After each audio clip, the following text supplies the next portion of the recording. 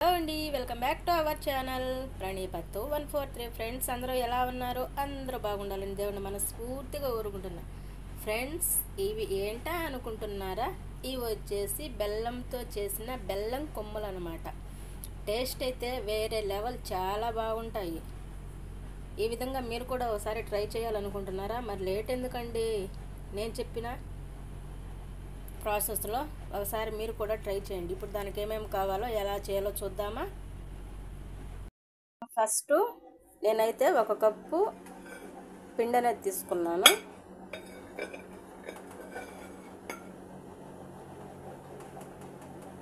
అదే గోధుమ పిండి తీసుకున్నాను. ఇందులోనే కొంచెం సాల్ట్ వేసుకోండి.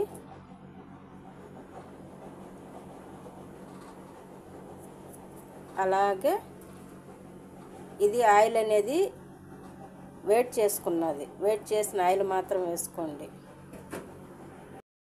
ఇప్పుడు దీన్ని అంతా ఒకసారి కలపెట్టుకున్నాం. వేడి చేసింది కదా ఆయిల్, కాబట్టి కాలుతుంది. ఇలా స్పూన్ తీసుకొని మొత్తం అంతా బాగా కలబెట్టేసుకోండి. ఈ విధంగా అయితే కలుపుకున్నారు కదా. ఇప్పుడు దీన్ని ఇలా చేత్తో పట్టుకొని ముద్ద చేస్తే మనకి ఇలా ముద్దలాగా రావాలి. ఓకే, ఇప్పుడు ఇందులో మనం కొంచెం కొంచెం వాటర్ వేసుకుంటూ పిండి అనేది చపాతీ పిండిలాగా కలుపుకున్నాం. పిండి అనేది ఈ విధంగా కలుపుకోండి. చూడండి, మరీ గట్టిగా కాకుండా మరీ అంత లూజుగా కాకుండా ఈ విధంగా కలుపుకోండి. ఓకే, ఇప్పుడు దీన్ని మనం ఒక 20 మినిట్స్ అలా నానబెట్టేసుకుందాం. దీన్ని మనం నానబెట్టుకున్న తర్వాత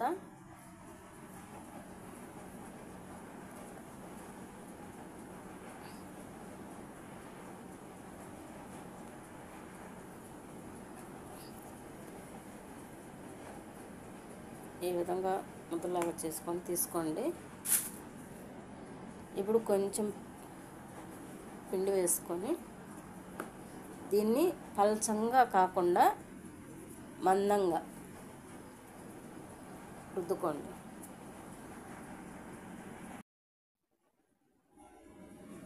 చూసారు కదా, ఈ విధంగా మందంగా అయితే పిండిని రుద్దుకొని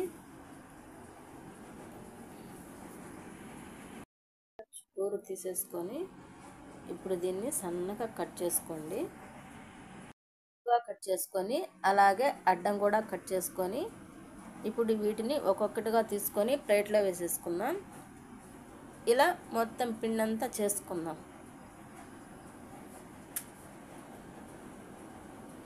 చూడండి, ఈ విధంగా చేసేసుకుందాం మొత్తం పిండి అంతా. చూడండి, పిండినంతా ఈ విధంగా చేసేసుకోండి. ఇప్పుడు వీటిని మనం డీప్ ఫ్రై చేసుకుందాం. ఆయిల్ ఇలా పెట్టేసుకొని ఆయిల్ వేడైన తర్వాత వీటిని మనం వేసుకొని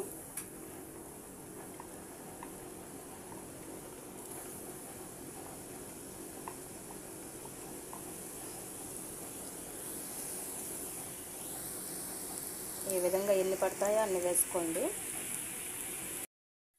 ఈ విధంగా వేసుకున్నారు కదా. ఇప్పుడు వీటిని గోల్డెన్ బ్రౌన్ కలర్ వచ్చేంత వరకు ఫ్రై చేసుకోండి. మంట అయితే మీడియం ఫ్లేమ్లోనే పెట్టి చేసుకోండి.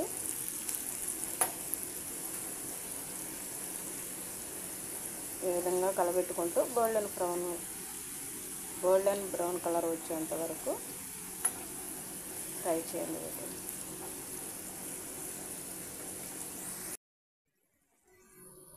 చూడండి, ఈ విధంగా ఫ్రై అయ్యాయి కదా. ఇప్పుడు వీటిని తీసి పక్కన ప్లేట్లో పెట్టేసుకుందాం. ఇలాగే మొత్తం మనం చేసుకున్న వాటన్నిటినీ చేసుకోండి. ఇలా కొమ్ములన్నీ చేసేసుకున్నారు కదా. ఇప్పుడు మనం బెల్లం పాకం అనేది పట్టుకుందాం. ఇలా ఒక బాండీలో పెట్టేసుకొని మనం ఏ కప్పుతో అయితే పిండి తీసుకున్నామో, నేనైతే 1 కప్పు పిండి తీసుకున్నాను కదా, అదే కప్పుతో 1/4 కప్పు బెల్లం తీసుకున్నాను.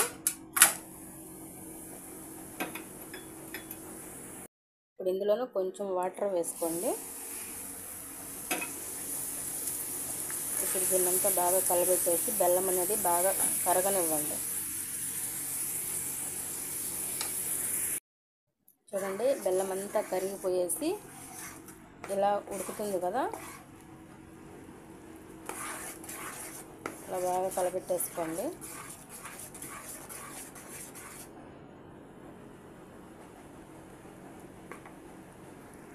ఇలా బెల్లం ఉడుకుతూ ఉన్నప్పుడు మనం సపరేట్గా ఇలా ఒక ప్లేట్ తీసుకొని అందులో కొంచెం వాటర్ వేసుకొని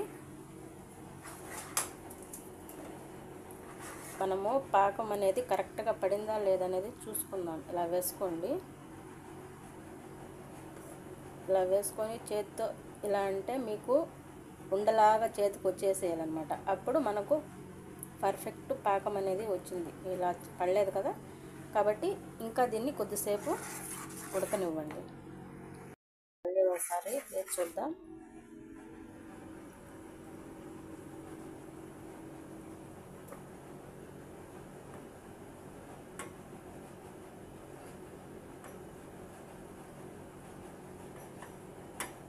లేదు, ఇంకా కొద్దిసేపు ఉండాలి.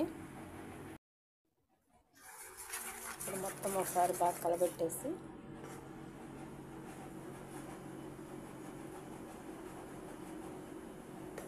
ఇప్పుడైతే పర్ఫెక్ట్గా అయినట్టుంది.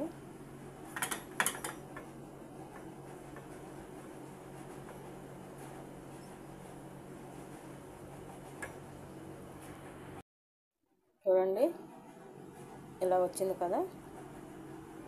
ఇప్పుడు మనము స్టవ్ అనేది ఆఫ్ చేసుకుందాం. పాకం అయితే పడింది. ఇప్పుడు ఈ పాకంలో మనం కొమ్ములు అనేటివి వేసుకున్నాం.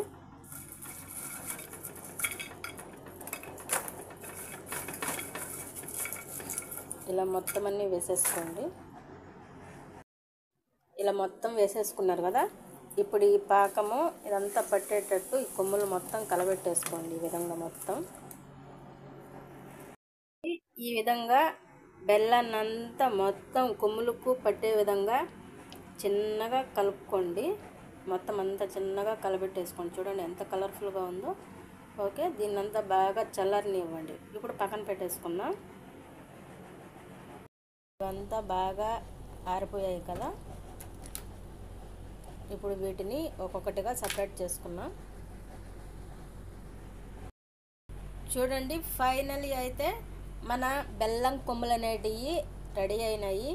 ఎంతో క్రిప్సీగా టేస్టీగా ఉండే బెల్లం కొమ్ములు చూడండి ఎంత బాగున్నాయో.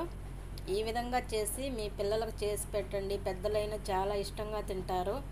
అలాగే హాస్టల్ పిల్లలు ఉంటారు కదా, వాళ్ళకైతే ఇలా చేసి పంపండి. స్నాక్స్ లాగా చాలా బాగుంటాయి.